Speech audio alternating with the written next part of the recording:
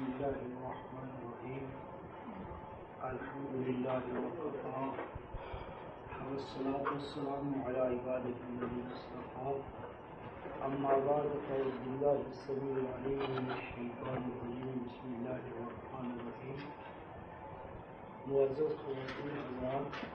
آج ہم سورۃ النور 24ویں سورہ جو ہے سورۃ النور 24ویں سورہ،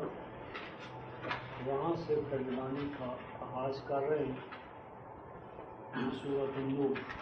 24ویں سورہ. بسم اللہ الرحمن الرحیم. سورۃ انزلناها وفرضناها وانزلنا فيها آیات بینات لعلکم تذکرون. الزانیۃ والزانی فاجلدوا كل واحد منهما 100 جلدة ولا تأخذكم بهما رأفة في دين الله إن كنتم تؤمنون بالله واليوم الآخر وليشهد عذابهما طائفة من المؤمنين. صدق الله مولانا العظيم وبلغنا رسول النبي الكريم ونحن على ذلك من الشاهدين الشاكرين والحمد لله رب العالمين.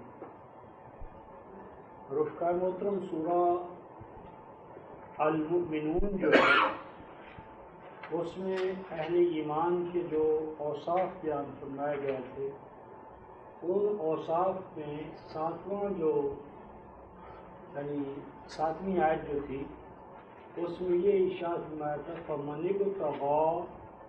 وراء ذلك فاولئک هم العادون. سورہ المؤمنون آیت نمبر 7 کہ جو یہ جنسی یعنی سیکسول ارج جو ہے اس کو جو پورا کرے اللہ کے اس ٹھہرائے ہوئے قانون سے ہٹ کر، یعنی نکاح کے بغیر اللہ کے اس قانون کو توڑتے ہوئے جو آدمی سیکسول ارج جو ہے اس کو سیٹسفائی کرے، پورا کرے، اس کی تسکین یا تشفی کرے، فَأُولَئِكَ هُمُ الْعَادُونَ،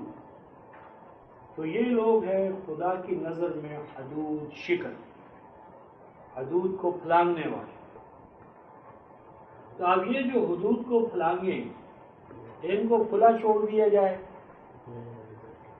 یا ایسا انتظام کرنا چاہیے کہ معاشرے میں حدود شکنی جو ہے اول تو ہو ہی نہ، اور اگر ہو تو اس کا بندوبست کیا جائے. تو اب جو ہمارے سامنے سورہ النور آ رہی ہے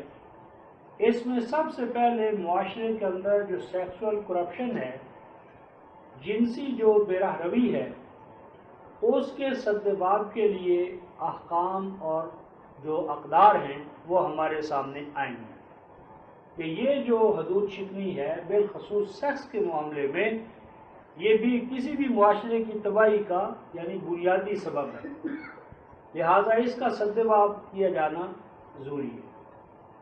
دوسری بات، اس سورہ کے خاتمے پر یہ ارشاد فرمائی تھی آیت 117 میں کہ اِنَّهُ لَا يُفْلِحُ الْكَافِرُونَ، کہ جو اس نظام خداوندی کے منکر ہیں، اس کا انکار کریں گے، ان کے لیے فلاح نہیں ہے، ان کے لیے کامیابی نہیں ہے، وہ اس نظام کو ناکام کرنے میں کامیاب نہیں ہو سکتے.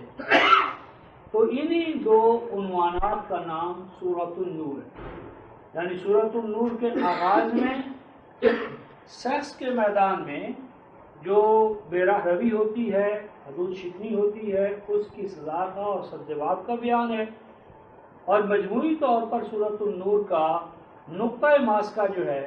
وہ جماعت مومنین کو نظام خلافت سے بہرہور کرنا ہے کہ نظام خلافت کے بغیر اہل ایمان کی فلاح نہیں ہے، اور نظام خلافت کے ہوتے ہوئے اہل کفر جو ہیں وہ ان پر غالب نہیں آ سکتے. تو اس طرح ایک طرف معاشرے کو مضبوط و مستحکم کیا جائے گا، اور جہاں جہاں سے بھی دشمن جو ہے وہ مسلم معاشرے کو نقصان پہنچا سکتا ہے، فروج، شگاف پھٹن، جہاں جہاں سے بھی دشمن ڈر آنے کی کوشش کر سکتا ہے اس کا سدباب یا ان کا سدباب، اور جماعت مومنین کو جماعت مفلحہ بنانے کے لیے نظام خلافت اور اس خلافت کے فوائد اور اس کا استمرار اور اس کی بقا اور دوام کے لیے تدابیر اور اصول۔ تو اس طرح یعنی یہ سورہ جو ہے سورۃ النور، یہ گویا کہ تکملہ سمجھ لیں ماقبل سورہ المومنون کا، گویا کہ ایک ہی تسلسل میں بات جو ہے وہ آگے پہنچائی جا رہی ہے۔ تو اس میں سب سے پہلے یہ جو ہمارے سامنے الفاظ آتے ہیں سورۃ انزلناہا، یہ قرآن کی یہ جو زیر بحث یعنی سورۃ النور یہ سورہ ہے۔ سور یا سور اصل میں رفقائے محترم فصیل کو کہتے ہیں، فصیل کو، اور فصیل کیا کرتی ہے، یہ گویا کسی چیز کو یا شہر کو مدینے کو گھیرنے والی ہوتی ہے اور اس کے احاطے میں یعنی وہ اپنے اندر لیے ہوتی ہے۔ تو سورہ کا لفظی معنی ہے فصیل، اور پھر قرآن حکیم کے جتنے چیپٹرز ہیں ان کو سورت کہا جاتا ہے کہ وہ اپنے اندر ایک مضامین کا ایک اجتماع ہوتا ہے، مضامین کا جس طرح کہ ایک شہر ہوتا ہے تو مضامین کا ایک شہر ہے، اور اس شہر کے اندر ایک فصیل ہے جو اسے دوسرے شہر سے، دوسرے مدینہ سے، دوسرے بلد سے جدا کرتی ہے۔ تو یہ جو سورۃ انزلناہا یعنی یہ جو آگے آ رہا ہے مضمون، یہ سورہ کہ ہم نے اسے نازل کیا۔ اب یہاں پر جو سورہ کے اندر تنوین ہے، یہ تنوین تحدید کے لیے نہیں ہے، یعنی اس ایک سورت کو سورت کے ساتھ مقید کرنے کے لیے نہیں ہے، بلکہ کل کا کل قرآن جو ہے اور اس کی ہر سورہ جو ہے اس کے لیے بھی اللہ تبارک و تعالیٰ ہی کی طرف سے انزال ہے، یعنی یہ سورہ اور پورے قرآن کی تمام صورتیں کہ ان سب کو ہم ہی نے نازل کیا ہے۔ وَفَرَضْنَاهَا، اور یہ جو قرآن حکیم کی سورہ ہے بالخصوص، اور اسی طرح دوسرا قرآن اور اس کی جو صورتیں ہیں وہ بھی فرضناها، ان کو ہم نے لازم ٹھہرایا ہے، فرض کیا ہے، اوبلیگیٹ کیا ہے، لازم ٹھہرایا ہے۔ یعنی یہ سورہ اور سورہ قرآن فرضیت کے مقام پر ہیں، لزوم کے مقام پر ہیں، لازم ٹھہرایا ہم نے ان کو، یعنی ان پر عمل کر۔ اور آگے جا کر سورہ القصص جو ہے اس کی آیت نمبر 85 میں ارشاد فرمایا، 28-85 میں کہ ان الذی فرض علیک القرآن لرادوک الی معاد، کہ پورے کا پورا قرآن جو ہے وہ اللہ تبارک و تعالیٰ نے اپنے رسول پر یا امت پر فرض قرار دیا، یعنی صرف ایک سورہ ہی فرض نہیں ہے، پورے کا پورا قرآن جو ہے وہ فرض کے مقام پر ہے، اوبلیگیشن کے مقام پر ہے، لازم ہونے کے مقام پر ہے۔ یہاں ایک سورہ اور 28-85 میں کل کا کل قرآن، تو اس لیے ہم کہتے ہیں کہ کوئی ایک سورہ ہی قرآن کی فرض نہیں بلکہ تمام صورتیں اور کل کا کل قرآن جو ہے وہ فرض کے مقام پر ہے۔ تو ہم نے نازل کیا اس سورہ اور قرآن کی تمام صورتوں کو، اور اس سورہ کو فرض کیا ہم نے، اور تمام صورت قرآن جو ہیں ان کو بھی ہم نے فرض ٹھہرایا، لازم ٹھہرایا۔ آگے فرمایا وَأَنزَلْنَا فِيهَا آيَاتٍ بَيِّنَاتٍ، اور نازل کیا ہم نے اس صورت میں اور پورے قرآن میں جہاں کہیں بھی اللہ تعالیٰ نے آیات نازل کی، آیات احکام ہدایات، اور کیسے احکام ہدایات یا آیات بینات، دو ٹوک واضح کلیئر کٹ، یعنی قرآن کی کسی بھی آیت میں رفقائے محترم ابہام نہیں ہے، گول مول نہیں ہے، گول مول قرآن نہیں ہو سکتا۔ انہ لقول فصل وما هو بالحزن، قرآن کا ہر قول جو ہے وہ فیصلہ کون ہے، اور قرآن کے کسی قول میں بھی ابہام نہیں ہے۔ قرآن کے اندر ابہام سمجھنا یہ گویا فہم قرآن کا نقص ہے، یا صاحب قرآن کے موقف سے ہٹ کر جو موقف ہے یہ اس کا بیان ہے۔ تو ہم نے نازل کی اس سورہ میں اور تمام سورہ قرآن میں کیا نازل کی؟ آیات، آیتیں، احکام، ہدایات، رہنمائیاں، بینات، دو ٹوک، بینات دو ٹوک، واضح، کلیئر کٹ، جس میں کوئی ابہام نہیں، پیچیدگی نہیں، الجھن نہیں۔ اور آگے ارشاد فرمایا کہ یہ دو ٹوک، واضح، کلیئر کٹ آیات کیوں ایسا ہونا ضروری تھا؟ لَعَلَّكُمْ تَذَكَّرُونَ، تاکہ اے قرآن کے مخاطب انسانوں تم اس قرآن سے تذکر حاصل کر سکو، قرآن سے تم فیض یاب ہو سکو۔ تذکر جو ہے یہ رفقائے محترم باب تفاعل ہے، اور یہ اس طرح ہے جس طرح نعل جوتے کو کہتے ہیں، اور تنعل جوتا پہن لینا، لباس لباس، اور تلباسا لباس کو زیب تن کر لینا۔ تو تذکر جو ہے یہ اللہ کی ضربیں لگانے کا نام نہیں ہے، بلکہ تذکر ہے قرآن ذکر ہے۔ سورہ الحجر آیت نمبر 9، اِنَّا نَحْنُ نَزَّلْنَا الذِّكْرَ وَإِنَّا لَهُ لَحَافِظُونَ۔ تو تذکر ہے ذکر، یعنی قرآن حکیم کو کام میں لانا، کام میں لانا، اور قرآن کو، قرآن کی تفہیم سے لے کر اس کی تنفیذ اور تحکیم تک کا تمام عمل جو ہے یہ عمل تذکر ہے۔ یعنی تذکر ہے قرآن حکیم کی تفہیم، قرآن حکیم کا ابلاغ، قرآن حکیم کی تعلیم، تدریس، اور انجام کار انفرادی اور اجتماعی دائرے میں قرآن حکیم کو نافذ کرنا، نافذ کرنا، اسے گویا کہ ایک زندہ معاشرتی حقیقت میں ڈھالنا۔ یہ دو ٹوک آیات ہم نے نازل کی تاکہ اے اہل ایمان تم اس قرآن کے سمجھنے سے لے کر اس کے نافذ کرنے تک کا جو عمل ہے، جدوجہد ہے، اس سے تم سرخرو ہو سکو، کامیاب ہو سکو۔ اب ارشاد فرمایا کہ الزانیۃ والزانی فاجلدوا کل واحد منہما مئۃ جلدہ،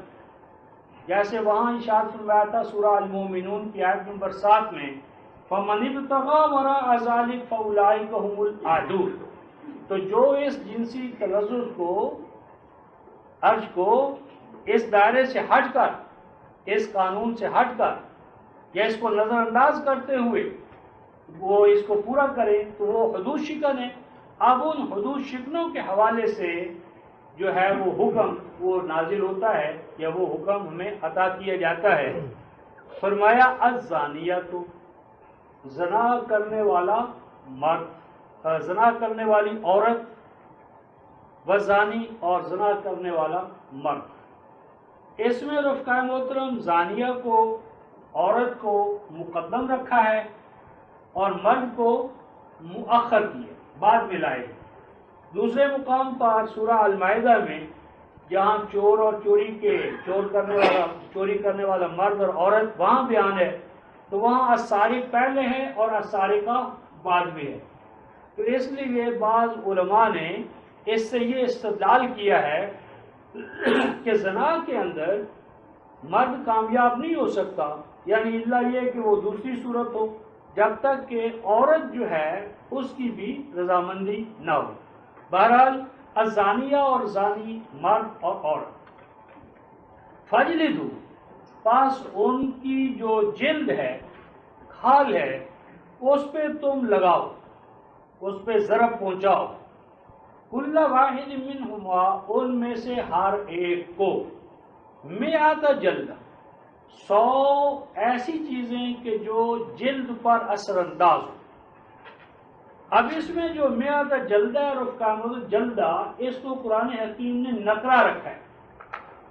اب یہ جو مئۃ جلدہ ہے، یعنی کھال کو ضرب پہنچانا، یہ خواہ کپڑے کی صورت میں ہو، یا جوتے کی شکل میں ہو، یا بیگ کی شکل میں ہو، اس کو قرآن حکیم نے متعین نہیں کیا۔ مئۃ جلدہ، مئۃ جلدہ کی یعنی حد جو ہے وہ تو ہے،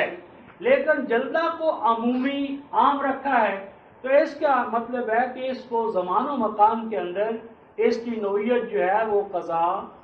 یا مشاورت یا دار الشورا، مجلس الشورا، اس سے تعین کیا جا سکتا ہے۔ لیکن یہ بات طے ہے کہ میعاد جلدہ کے نتیجے میں زانی اور زانیہ کو مارنا مطلوب نہیں ہے، یعنی میعاد جلدہ کے نتیجے میں زانی اور زانیہ کا مرنا یہ نہیں ہوگا۔ اگر زانی اور زانیہ کو مارنا مطلوب ہو، قتل کرنا مقصود ہو، یا جس طرح ہمارے ہاں کہتے ہیں کہ جی زانی کی سزا یہ ہے کہ اس کو رجم کیا جائے، پتھر مار مار کر ہلاک کیا جائے، یہ خلاف قرآن ہے۔ ابھی ہم اس میں 3 شہادتیں دیکھیں گے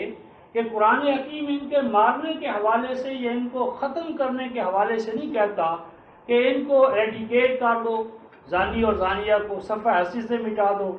ان کو رجم کر دو، یعنی سنسار کرتے کرتے مار دو۔ یہ مار دینے کا حکم جو ہے یہ قرآن میں نہیں ہے۔ نمبر 2، الزانیۃ والزانی کے اندر قرآن حکیم نے کوئی تحدید یا حد بندی قائم نہیں کی کہ یہ زانیہ و زانی جو ہے اگر شادی شدہ ہوں تو اور ہوگا، غیر شادی شدہ ہوں تو اور ہوگا، یعنی ان کی عمر کتنی ہو اور ازدواج کے حوالے سے ان کی نوعیت کیا ہو۔ قرآن حکیم نے اسے مطلق رکھا ہے، مطلق رکھا ہے، نہ تو ان کے شادی اور غیر شادی کا اظہار کیا قرآن نے، اور نہ دوسری چیز جو ہے اس میں آئی ہے، اس میں مطلق ہے۔ اور مطلق یہ قرآن حکیم نے میعاد جلدہ جو ہے یہ ہر زنا کی سزا جو ہے وہ میعاد جلدہ رکھی ہے۔ اب اس کے بعد یہ رہا مسئلہ کہ کیا قرآن حکیم جو ہے وہ زنا کی سزا جو ہے وہ رجم مانتا ہے، جس طرح ہمارے یعنی تصور میں ہے کہ یہ زنا کی سزا تو رجم ہے۔ تو اس ضمن میں 2 چیزیں قرآن حکیم سے ہم دیکھتے ہیں۔ ایک تو سورہ النساء جو ہے رفقائے محترم چوتھی سورہ اس کی آیت نمبر 25 میں اللہ تبارک و تعالی ارشاد فرماتے ہیں کہ اے جماعت مومنین، تم اپنے تمام جو شادی کرنے کے قابل افراد ہیں ان کی شادی کرو، حتیٰ کہ جو تمہارے ہاں نوکر کے طور پر، ماتحت اور ملازم کے طور پر کام کرتے ہیں ان کی بھی تم شادیاں کرو، اور وہ جو ماتحت اس طرح کے ماملکت ان کی جب شادی ہو جائے، تو یہ آیت نمبر 25 ہے، اس کا دوسرا حصہ میں لے رہا ہوں، فَإِذَا أُحْسِنَّ، تو جب ان ملک یمین والوں کی تم شادی کرا دو، فَإِذَا أُحْسِنَّ، جب وہ شادی کر لیں، شادی شدہ ہو جائیں، فَإِنْ أَتَيْنَ بِفَاحِشَةٍ، تو پھر اگر ان سے فحش کا ارتکاب ہو جائے، یعنی یہ اس قانون کو توڑ دیں، زنا کی مرتکب ہو جائیں، تو اس پر قرآن کہتا ہے فَعَلَيْهِنَّ نِصْفُ مَا عَلَى الْمُحْصَنَاتِ مِنَ الْعَذَابِ، تو ان ملک یمین والیوں کو اس سزا کی تم نصف سزا دو جو تم دوسری آزاد عورتیں جو ہیں تمہاری، یا جو تمہاری سوسائٹی میں پلی بڑی اور جوان ہوئی، ان کی سزا کا ان کو نصف جو ہے وہ تم اس سے ہمکنار کرو۔ یعنی جو محسنات کی سزا ہے، یعنی سزا شادی شدہ عورت کی مسلم سوسائٹی میں جو سزا ہے، اس سزا کا نصف ان کے لیے ہے جو ملک یمین، یعنی جو باہر سے آئیں اور ان کی تعلیم اور تربیت اور اس حوالے سے ان کو وہ مواقع حاصل نہ ہو جو مسلم سوسائٹی کے اندر آلریڈی عورتوں کو حاصل ہوتے ہیں۔ تو اس حوالے سے قرآن بیک گراؤنڈ جو ہوتا ہے اس پر نگاہ رکھتا ہے، یعنی کسی شخص نے کن حالات کے اندر کوئی قانون توڑا تو وہ جو ان کے حالات ہوتے ہیں قرآن اس کا یعنی اس کو وزن دیتا ہے۔ میری بات یہاں پر یہ تھی کہ محسنات کی جو سزا ہے، یہاں پر سورہ نور کی سورہ نساء کی آیت 25 میں ملک یمین کے حوالے سے ان کی سزا نصف بتاتا ہے۔ تو اگر محسنات شادی شدہ عورتیں ان کو رجم کرنا ہو جس طرح ہمارا مذہبی ذہن ہے، تو پھر اس رجم کی تو نصف نہیں ہو سکتی، یعنی رجم جو ہے اس کا نصف کیا ہوگا، یعنی لا تنصیف فی الرجم، رجم کی تنصیف نہیں ہو سکتی، تو جب رجم کی تنصیف نہیں ہو سکتی تو اس کا مطلب ہے کہ رجم جو ہے وہ قرآنی حد نہیں ہے. محسنات کے لیے میعادہ جلتا ہے، اور اگر تعلیم و تربیت کے ان کو کم مواقع حاصل ہوئے ہیں، ان کا کلچر یا ثقافتی بیک گراؤنڈ کم ہے، ان کو وہ تعلیم و تربیت کے وہ مواقع حاصل نہیں ہوئے، تو ان کے لیے قرآن نصف ما علی المحسنات کہتے ہیں. اور اس کے ساتھ اگر تعلیم و تعلم کے، ثقافت کے، تہذیب کے مواقع بہت ہی زیادہ حاصل ہوں، جیسا کہ مثلا ازواج النبی، خاتون اول، تو اس ضمن میں قرآن سورہ الاحزاب جو ہے رفقہ محترم 33ویں سورہ، اس کی آیت نمبر 30 میں ایک دوسرا ضابطہ ہمیں دیتا ہے. سورہ الاحزاب 33ویں سورہ اور آیت نمبر 30، اور یہ ہے قرآن جس انداز میں معاشرے سے برائیوں کو یا جرائم کو ایریڈیکیٹ کرتا ہے. قرآن کہتا ہے کہ اے نبی کی بیویوں، اے نبی کی بیویوں، خطاب ہے نساء النبی، اے نبی کی بیویوں، اور جہاں آیت نمبر 30 ختم ہوتی ہے یہ ہے یا نساء النبی، اے نبی کی بیویوں، من یات منکن بفاحشۃ مبینہ، اگر تم میں سے مرتکب ہو جائے کوئی اس نمایاں جانی پہچانی کھلم کھلا برائی کی، مراد زنا ہے، تو پھر کیا ہوگا؟ یضاعف لها العذاب ضعفین، تو جو سزا عام آزاد عورتوں کو، مسلمان عورتوں کو ہے، مردوں اور عورتوں کے لیے، تو قرآن کہتا ہے کہ اس کا تمہیں نصف نہیں ڈبل سزا دی جائے گی. گویا کہ جتنا ذمہ داری کا مقام اونچا ہوگا، یعنی اگر ایک ہی جرم جو ہے وہ اونچی پوزیشن پہ بیٹھا ہوا کرتا ہے تو اس کی سزا ڈبل ہونا چاہیے، کیونکہ اس کا نمونہ جو ہے وہ نیچے تک نفوذ کرتا ہے، اثر انداز کا ہوتا ہے وہ سارا. تو یہاں پر یعنی جو فاحشہ مبینہ ہے، اگر اپر کلاس کی بھی اپر کلاس یعنی ازواج النبی سے وہ فرض محال اس کا صدور ہو، تو اس کے لیے قرآن نے کہا ضعفین، تو ان کی سزا ڈبل ہے. تو اب اس کا یہ معنی نہیں ہو سکتا تو ان کو 2 دفعہ سنسار کیا جائے گا. تو گویا کہ سنساری جو ہے زنا کی سزا یہ قرآن میں نہیں ہے. اب باقی رہا یہ مسئلہ کہ حضرت عمر نے کہا تھا کہ ہم ایسا کرتے رہے یا انہوں نے، تو یہ ایک قرآن حکیم پہ یعنی ایک اضافہ ہے. اور اگر یہ کہتے ہیں کہ رسول نے کیا تو ہو سکتا ہے کہ آپ کی عدالت میں یہود کا کیس آیا ہو، یہود کا کیس آیا ہو اور یہود کے اپنے تقاضے کے مطابق اس کو آپ نے رجم کیا ہو. یعنی مسلم سوسائٹی کے اندر زنا کے حوالے سے جو سزا ہے وہ صرف میعادہ جلدہ ہے، رجم جو ہے وہ قرآنی سزا نہیں ہے. اس کے بعد ارشاد فرمایا وَلَا تَأْخُذْكُمْ بِهِمَا رَأْفَةٌ فِي دِينِ اللَّهِ، اور فرمایا کہ جب تم یہ مجرموں کو سزا دو تو اس دوران نہ پکڑ لے تمہیں نرمی. فی دین اللہ، دین اللہ سے مراد یہاں احکام الہیہ کا نفاذ ہے. تو احکام الہیہ کے نفاذ میں تو مجرموں کے لیے آپ نے اندر نرمی کا جذبہ جو ہے وہ نہ پالو. یعنی مجرم جو ہے وہ گویا کہ پوری جماعت کے خلاف، سوسائٹی کے خلاف ایک ایسا جرم کرتا ہے کہ پوری سوسائٹی کو وہ گویا تلپٹ کر دیتا ہے. تو مجرموں کے ساتھ نرمی کا رویہ اختیار کرنا پورے معاشرے کی تباہی کا پیش خیمہ بنتا ہے. تو وَلَا يَأْخُذْكُمْ وَلَا تَأْخُذْكُمْ، اور مت پکڑ لے بِهِمَا، ان دونوں کے حوالے سے تمہیں رَأْفَةٌ فِي دِينِ اللَّهِ، نرمی احکام الہیہ کے نفاذ میں. یعنی مجرموں کو سزا دیتے وقت تمہارے اندر نرمی کا جذبہ جو ہے وہ نہیں آنا چاہیے. یعنی مجرموں کے خلاف جرائم کا سدباب کرنے کے لیے احکام الہیہ کا جو نفاذ ہے اس میں پوری طرح تمہیں مستعدی کا، حفاظت و نگہداشت کا، چوکنے پن کا مظاہرہ کرنا چاہیے. ان کنتم تؤمنون باللہ والیوم الآخر، اب اس کو مشروط کر دیا کہ اگر مجرموں کے لیے تمہارے اندر رحمت کا جذبہ پیدا ہوتا ہے اور معاشرے کو اس طرح تم تلپٹ کرنا چاہتے ہو تو یہ دلیل ہے اس بات کی کہ تمہارا اللہ اور آخرت پر ایمان نہیں ہے. یعنی اگر تم اللہ اور آخرت پر ایمان رکھتے ہو تو مجرموں کی بجائے معاشرے کا جو اجتماعی مفاد ہے اس کو تمہیں اولیت دینا ہوگی. تو مجرم کے بارے میں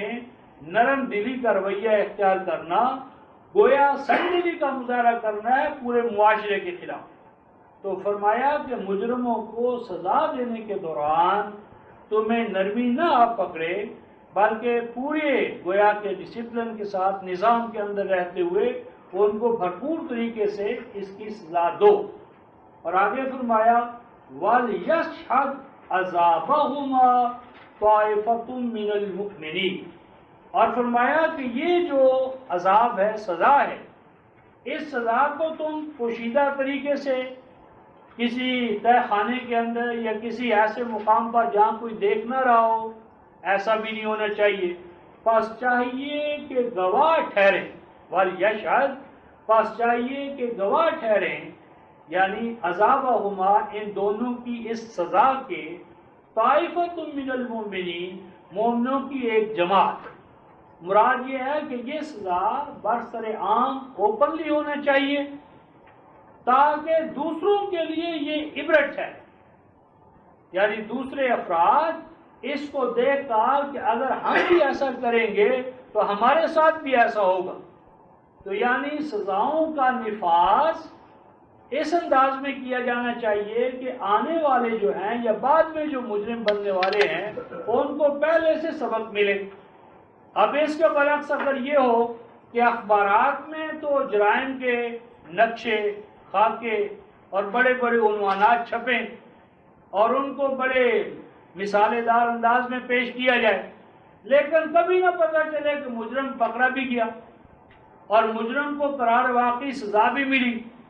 تو اس کا نتیجہ یہ نکلے گا کہ پورا معاشرہ جو ہے اس کا جرائم پرور ہونا جو ہے اس کا اظہار ہوگا اور مجرموں کو گویا کہ ان کی حوصلہ افزائی ہوگی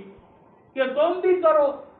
کیونکہ اس معاشرے میں تو کوئی مجرم کو یا مجرموں کو پکڑنے والا نہیں ہے. فلاں نے کیا چھوٹ گیا فلاں نے کیا چھوٹ گیا ہم بھی کریں گے تو ہمیں کون پکڑے گا ہمارے لیے بھی کوئی نہ کوئی راستہ پیدا ہو جائے گا.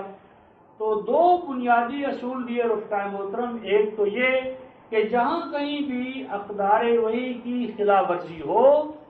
تو اس اقدار وحی کی خلاف ورزی کو چیلنج تصور کرنا چاہیے پوری مسلم سوسائٹی کے خلاف اور اس گویا کے جرائم کے حوالے سے جو یہ ذہنیت بنی ہے یا جو ارتکاب ہوا ہے وہ پورا مسلم معاشرہ جو اسے اپنے لیے چیلنج تصور کرے اور مجرموں کو سزا دینے میں حکومت کے لیے یا ارباب یعنی بست و کشاد کے لیے ہم سب کو ان کا دست و بازو بننا چاہیے تاکہ معاشرہ جو ہے وہ اول تو اس میں جرائم کا ارتکاب نہ ہو اور اگر ہو تو جلد از جلد اس کا سدباب ہوتا رہے اور معاشرہ اقدار وحی کے عین مطابق جو ہے وہ ڈھلا رہے. اس کے بعد آیت نمبر 3 میں فرمایا الزانی لا ينکح الا زانیۃ او مشرکا والزانیۃ لا ينکحها الا زان او مشرک وحرم ذلک علی المؤمنین. اس آیت میں جو ترجمہ ہے اس میں ایک زیادتی ہے اور وہ یہ کہ ترجمہ اس کا عام طور پر یہ کیا جاتا ہے کہ زنا کرنے والا مرد نہ نکاح کرے اس کے ساتھ مگر زانیہ عورت یا مشرکہ عورت. یعنی اس سے یہ مفہوم لیا گیا ہے کہ جب کوئی زنا کرے تو جو مرد جس عورت کے ساتھ زنا کرے وہ اس کے ساتھ اس کا نکاح کر دیا جائے. تو یہ جو مفہوم ہے وہ یہ غلط اس لیے ہے کہ لا ینکح جو ہے یہ امپیریٹو نہیں ہے یعنی یہ فعل امر نہیں ہے. یہ فعل امر ہونے کی بجائے جو ابھی ہم بات کر رہے تھے یہ ہے نیگیٹو یہ لا جو ہے یہ لا نفی کا ہے، لائے منفی ہے، لائے نہیں۔ جس طرح ہم نے دیکھا کہ لائے نہیں جو ہے امپیریٹو جو ہے وہ تو صرف مخاطب کے 6 صیغوں پر آتا ہے اور آخر میں آ کر جزم دیتا ہے۔ یہاں پر ہم دیکھتے ہیں کہ ایک تو غائب یا غائب کے حوالے سے ہے، نمبر 2 ہا کی جو پیش ہے وہ اپنے مقام پر قائم ہے، لہذا لا ینکحو جو ہے یہ امپیریٹو نہیں ہے۔ مسلم سوسائٹی کو یہ نہیں کہا جا رہا کہ جو زنا کرے بس اس کے ساتھ زانیہ کا نکاح کر دو یا اپوزٹ۔ اس کے برعکس قرآن یہاں پر یہ خبر دے رہا ہے، یعنی قرآن حکیم یہ خبر دے رہا ہے، قرآن حکیم انکلینیشن جو ہے، رجحان جو ہے، ٹرینڈ جو ہے، ذہنیت جو ہے اس کا اظہار کر رہا ہے۔ قرآن کہتا ہے کہ الزانی کہ جو زنا کرتا ہے، الزانی زانی زنا کرنے والا، لا ینکحو نہیں نکاح کرتا، اور یہاں نکاح کرتا جو ہے یہ فعل لغوی معنی میں ہے، یعنی فعل شرعی معنی میں نہیں، اصطلاحی معنی میں نہیں، بلکہ یہ ینکحو جو ہے یہ لغوی معنی میں ہے، یعنی جب وہ کسی کے ساتھ انڈلج ہوتا ہے، جب وہ اس فعل کا ارتکاب کرتا ہے تو وہ ارتکاب یا تو زانیہ سے کرتا ہے، یعنی وہ جو خود اس پیشے کو اڈاپٹ کرتی ہے، اور اس مسلم یعنی جو جاہلی معاشرہ تھا اس کے اندر زنا کوئی جرم ہی نہیں تھا، نہ مرد کے لیے نہ عورت کے لیے، اور آج بھی یورپ کے اندر یعنی یہ جو اس حوالے سے انہوں نے اس کو کوئی گناہ نہیں سمجھا، یعنی اگر دونوں چاہتے ہیں رضامندی سے کریں تو کوئی ان کے ہاں یہ گناہ نہیں ہے۔ تو قرآن کہتا ہے کہ زنا جو ہے یعنی یہ جو ایکٹ ہے اس کا ارتکاب یا جب بھی کرے گا مرد تو یا تو وہ زانیہ سے کرے گا، زانیہ سے یا مراد ہے وہ عورت کہ جو زانیہ یعنی مجرد ایسی ہو کہ اس کا آگے کسی کے ساتھ نکاح نہ ہو، اور مشرکہ جو ہے وہ ہے کہ جو زانیہ بھی ہے اور کسی کی وہ منکوحہ بھی ہے، یعنی یا تو وہ کرتا ہے ایسی کے ساتھ کہ جس نے کسی بھی اور کو اپنے لیے وہ نہیں منتخب کیا ہوا، یا یعنی مشرک فی الزوجیہ، یعنی یا تو وہ کسی اور کی وہ ہوتی بھی ہے اور ساتھ کے ساتھ اس کام کو انجام دیتی ہے، اور اسی طرح والزانیۃ لا ینکحها الا زانی و مشرک، اسی طرح عورت جو ہے جب اس ایکٹ کو پسند کرے گی تو اس کا مطلب ہے یا وہ زانی سے کرے گی یا مشرک یعنی وہ کسی اور کا خاوند ہوگا۔ اور قرآن بتانا یہ چاہتا ہے کہ حرم ذالک علی المؤمنین، یعنی مومن سے یہ توقع نہیں ہے، مومن سے یہ توقع نہیں ہے، مومن ہوتے ہوئے زنا کا مرتکب نہیں ہوتا، یعنی بتانا یہ مقصود ہے کہ زنا اور ایمان ایک دوسرے کے منافی ہیں، یعنی مومن زانی نہیں ہوتا، اور زانی جس وقت زنا کرتا ہے اس وقت وہ مومن نہیں ہوتا، یعنی حال قولہ مؤمنہ۔ اور اس ضمن میں رفقہ محترم اللہ تبارک و تعالیٰ نے ہمارے لیے جو آئیڈیل یعنی صورت یا نمائندہ صورت پیش کی ہے وہ سیدنا یوسف علیہ السلام کی، کہ جب تمام گویا کے مواقع حالات دوسری طرف جانے والے ہیں اور وہ سب کھلم کھلا اس کو دعوت دیتی، تو آپ فرماتے ہیں معاذ اللہ ان ربی احسن مثواي انه لا يفلح الظالمون۔ تو سیدنا یوسف جو ہیں وہ ایمان والوں کی نمائندہ مثال ہے۔ اب اس کے بعد یہ تو زنا تھا، زنا کے بعد اب ایک اور جو مسلم سوسائٹی کو توبالہ کرنے والا جرم ہے، ایکٹ ہے، اس کی طرف اشارہ فرمایا والذین یرمون المحصنات، اور وہ لوگ کہ جو پاک دامن عورتوں کی پاک دامنی پر کوئی حرف لگائیں، نشانہ کریں، حملہ کریں۔ اور یہاں پر ایک بنیادی بات جو آگے آ رہی ہے جی کہ یہاں ہمارے جو شان نزول والے ہیں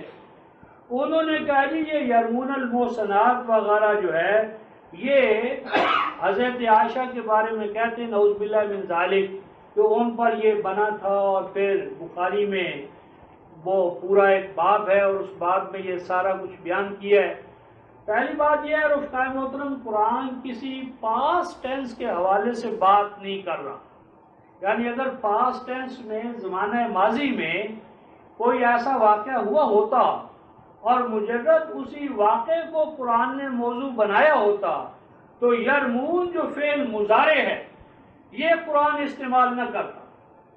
یعنی یرمون المحصنات، یرمون جو فعل مضارع ہے، یعنی قرآن فعل مضارع کے طور پر اس کو لا کر آئندہ کے لیے ستباب کر رہا ہے، نہ کہ ماضی کے کسی ایکٹ کو موضوع بنا رہا ہے. یعنی اگر ماضی میں کسی محترمہ پر یا پاک دامن عورت پر لگا ہوتا کوئی الزام اور اس کی پاک دامنی کرنا مطلوب ہوتی تو یرمون فعل مضارع استعمال نہ کیا جاتا. اس کے لیے رمو ماضی کا کہ جو ایسا کر چکے ہیں، یہ تو نہیں کہ وہ بار بار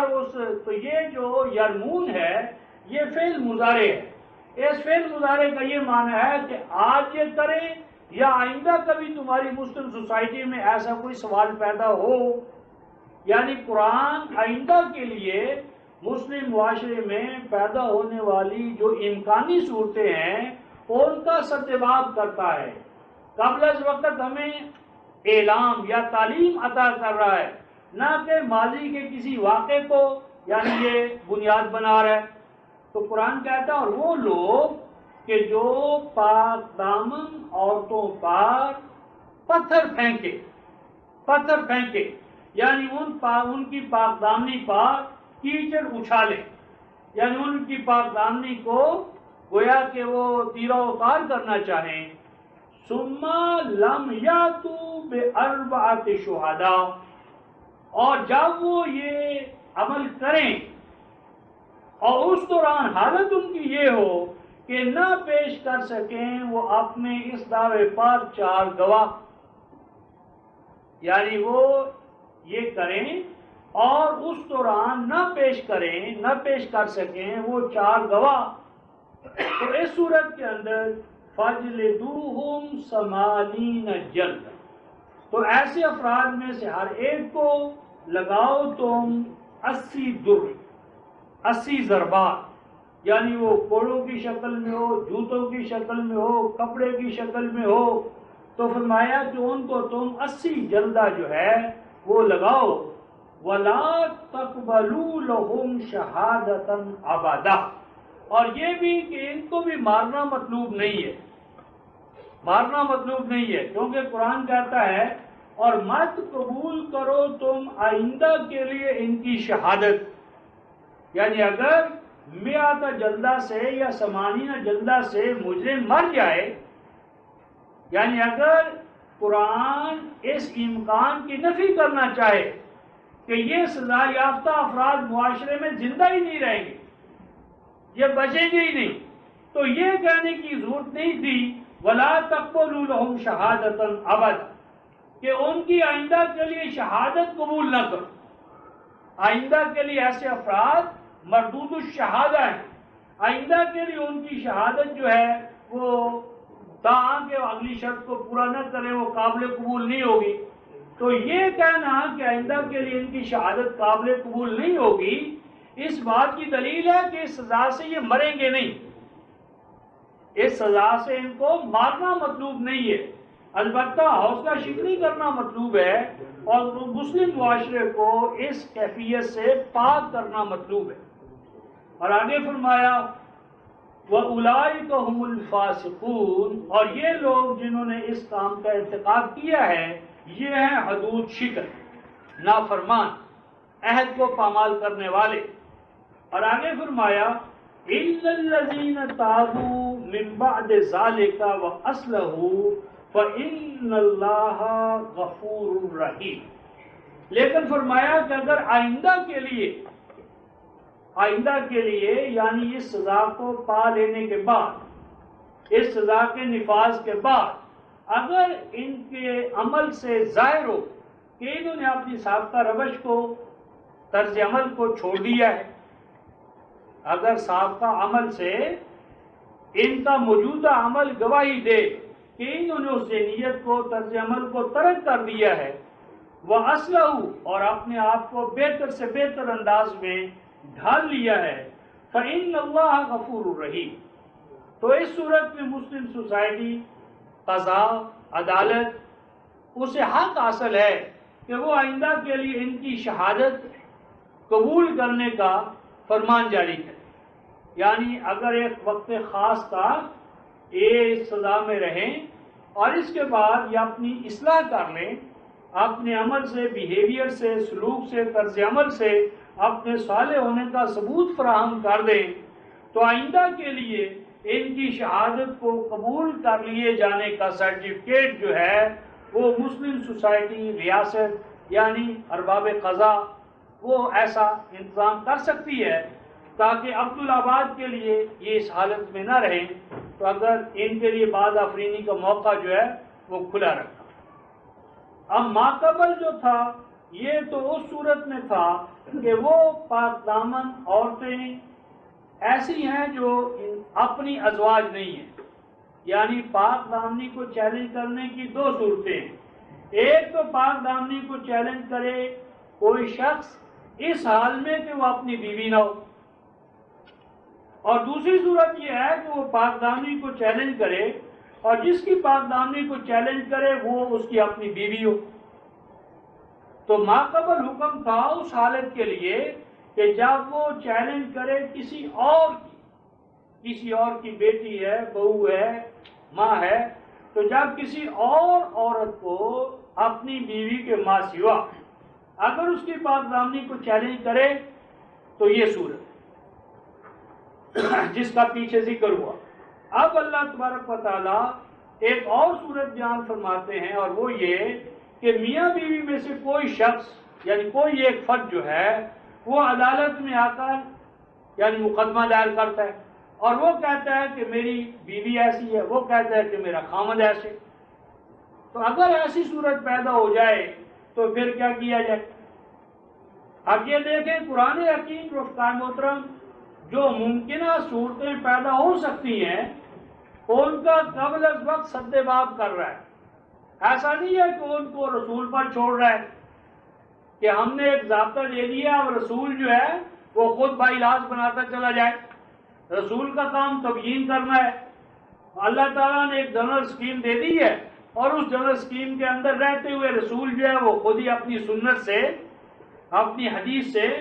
اپنی اسوہ سے خود ہی امت کے لیے قوانین ٹھہراتا چلا جائے. یعنی جن اقدار کی ضرورت ہوتی ہے اللہ تبارک و تعالیٰ ان جزیات کو خود متعین فرماتے ہیں اور ان کی ممکنہ صورتیں جو ہیں ان کو بھی قرآن چھوڑتا نہیں ہے. ان ممکنہ صورتوں کے بھی جتنے پہلو ہو سکتے ہیں ان کو بھی قرآن خود زیر بحث لاتا ہے. آپ ارشاد فرمایا والذین یرمون ازواجہم، اور وہ لوگ کہ جو یعنی حملہ آور ہوں عصمت پر، اس حال میں کہ جن کی عصمت پر وہ حملہ آور ہو وہ خود ان کی بیویاں ہیں. اور ازواج کے اندر دونوں شامل ہیں، یعنی زوج اپنی زوجہ پر اور زوجہ جو ہے وہ اپنی زوج پر. یعنی کسی ایک پر کوئی فریق جو ہے وہ اسی طرح کا الزام لگائے، اسی طرح کو اس کے بارے میں دعویٰ کرے اور عدالت میں چلا جائے اور حالت اس کی یہ ہو وَلَمْ يَكُنْ لَهُمْ شُهَدَاءُ إِلَّا أَنفُسُهُمْ، اور نہ ہو ان کے پاس اپنے اس دعوے کے لیے کوئی شہادت سوائے اپنی. یعنی اس کے پاس، مرد کے پاس یا عورت کے پاس کوئی دوسری شہادت نہیں ہے سوائے اس کے کہ وہ خود کہتا ہے کہ میں اس کا شاہد ہوں، میں نے اسے یہ کرتے دیکھا ہے. تو اس صورت کے اندر دو چیزیں یہاں ہمارے سامنے آئیں گی. ایک تو یہ جو ہمارا تصور ہے کہ جی قرآن نے عورت کی شہادت کو آدھا قرار دیا ہے، آدھی شہادت ہے، اور نتیجتاً یہ کہ عورت آدھی ہے مرد کے مقابلے میں. یعنی عورت کی شہادت کو آدھا اور نتیجتاً اور عورت عقل میں، دل دماغ ہر حوالے سے آدھی ہے. تو آپ یہاں دیکھیں یہاں ذکر اور انثیٰ دونوں پیرلل یا مساوی یا برابر ہے، اور برابر ہے میاں اور بیوی. ذکر و انثى، لیکن آپ دیکھیں گے کہ شہادت کا نصاب جو ہے وہ یکساں رکھا ہے. یعنی ایسا نہیں ہے کہ عورت کے لیے کہو کہ وہ 8 شہادتیں لائے اور مرد کے لیے کہو کہ وہ 4 لائے، یا دوسری صورت ہو کہ اس کے لیے کہے 5 اور اس کے لیے کہے 10. یعنی ذکر اور انثى میں رمی کی صورت کے اندر قرآن حکیم نے نصاب شہادت جو ہے وہ دونوں کا ایک رکھا ہے. اس کا مطلب یہ ہے کہ ایمانی حوالے سے، اخلاقی حوالے سے، قانونی حوالے سے مومن مرد اور عورت میں مساوات ہے. جس مقام کا حوالہ دیا جاتا ہے سورہ البقرہ آیت 282، تو وہاں معاملہ ہے مالیات کا، وہاں معاملہ ہے فائنینشل کیسز کا، مالیات کا. اور مالیات کے حوالے سے چونکہ اس وقت جو تھا وہ گویا نظام مردوں کے ہاتھ میں تھا، عورتوں کے لیے اس وقت کیا، آج بھی مواقع بہت کم ہیں، تو اس صورت میں بھی قرآن نے دوسری عورت کو شاہد کے طور پر نہیں بلایا، بلکہ یہ ہے تذکر احداہما الاخری، یعنی وہ جو دوسری ہے وہ مذکرہ ہے، شاہدہ نہیں ہے. شاہد تو وہاں بھی عورت ہی ہے، ایک مرد ایک عورت، تو دوسری عورت کی حیثیت مذکرہ کی ہے، شاہدہ کی نہیں. اور وہ مذکرہ اس لیے نہیں کہ عورت ناقص العقل ہے. اگر یہ دلیل ہے کہ عورت ناقص ہے کیونکہ وہاں 2 عورتیں بلائی گئی ہیں، تو اب مثلا اسی حوالے میں ہم نے ابھی پڑھا ہے آیت نمبر یہ جو ہے اوپر جو گزری ہے کہ جس میں 4 ثم لم یاتوا باربعۃ شہداء، 4 شاہد نہ ہو، تو اب یہاں 4 مرد مطلوب ہیں. تو 4 مرد کا یہ معنی ہے کہ 4 مرد اگر 3 ہوں تو وہ ناقص العقل ہوں گے، 3 ہوں تو ناقص، 2 ہوں تو ناقص، 1 ہو تو ناقص، 4 بنیں گے تو وہ کامل ہوں گے. تو یہ بات نہیں ہے، یعنی وہاں مسئلہ ہے فائنینشل کے. تو فرمایا کہ جب ان کے پاس ان کے ماں سوا کوئی اور گواہ نہ ہو تو فشہادت احدہم 4 شہادات باللہ، تو وہ مرد یا عورت یوں کرے کہ وہ خود اپنے طور پر 4 دفعہ اللہ تبارک و تعالیٰ کو حاضر ناظر جان کر گواہی دے. یوں کہے میں اللہ کے نام پر شہادت دیتا ہوں، 1 دفعہ، 2 دفعہ، 3 دفعہ، 4 دفعہ. اور اس میں یوں الفاظ کہے، اگر مرد ہو تو یوں کہے کہ میں گواہی دیتا ہوں اللہ تبارک و تعالیٰ کی حاضر ناظر ہونے کے ناطے سے کہ انہو لمن الصادقین، کہ وہ یقیناً اپنے اس دعوے میں سچا ہے. اور 5ویں دفعہ یوں کہے والخامسہ، اور 5ویں دفعہ یوں کہے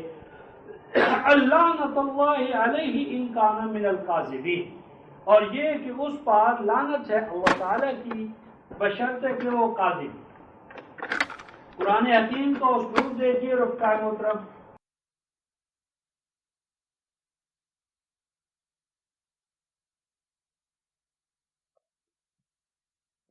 یعنی یوں نہیں فرمایا کہ اگر میں صادق ہوں تو وہ لازماً کاذب اور اس پر لعنت ہو. یعنی فرمایا کہ 4 دفعہ یوں شہادت دے، 4 شہادات باللہ، 4 دفعہ اللہ کی شہادت ان الفاظ میں انہو لمن الصادقین، کہ وہ سچا ہے. اور 5ویں دفعہ شہادت کیوں دے لعنۃ اللہ ان کان من الکاذبین، کہ اللہ تعالیٰ اسے خوشگوار نتائج و ثمرات سے محروم کرے بشرطے کہ وہ کاذب. یہ لعنت جو ہے رفقائے محترم یہ کوئی گالی نہیں ہے عربی زبان اور قرآن حکیم میں. عربوں کے ہاں جو معاشرہ تھا صحرائی معاشرہ، اور آج ہمارے یہاں بھی مثلا اگر کوئی باغ ہو تو باغ میں پھل وغیرہ لگے ہوں درختوں پر، تو ان پھلوں کو پرندوں سے یا اور ایسی چیزیں جو نقصان پہنچا سے ان سے محفوظ رکھنے کے لیے فالس گرو، ایک جھوٹا سا خوفناک ڈراؤنا ڈھانچہ جو ہے وہ باغ کے دائیں بائیں یا سینٹر میں کھڑا کر دیا جاتا ہے.